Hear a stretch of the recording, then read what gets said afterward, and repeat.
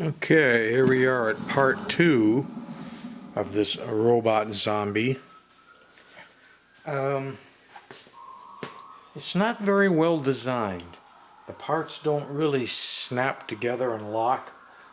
The idea is that if you hit it with the dart, especially if you hit the head and kick the head back, then the arms will fly off and these chest pieces will fly off.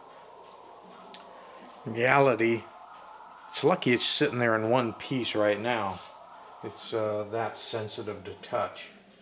I don't think we need to shoot a dart at it. I do have the little dart gun and the little Nerf rockets.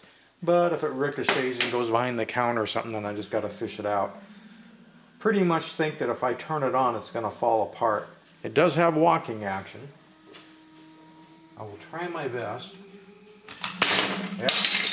As you can see, when I turned it on, it falls apart. But there's the walking action, which is actually pretty cool.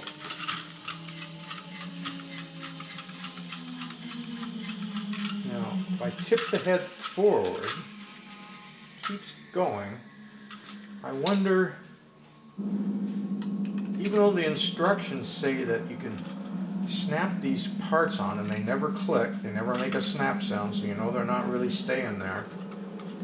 And the instructions show that you're supposed to turn it on and it's walking and then shoot it with the dart. I get the feeling that in reality the way this is designed is if you were to hit the head with a dart, that would turn it on and all the bits would blow off. For example, if you were to hit this,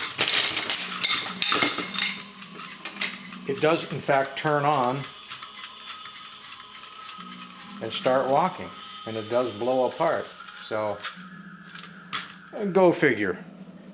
Not super impressed with the execution of the Robot Zombie Mini. And what did we finally discover as a date on that thing? Was it like 2012 or something like that? Take a look in the bottom of the foot again. 2013 by WowWee. Now maybe the Mini just isn't as good as the full-size one. I don't know. And I'm just assuming there is a full-size one because this one's called Mini.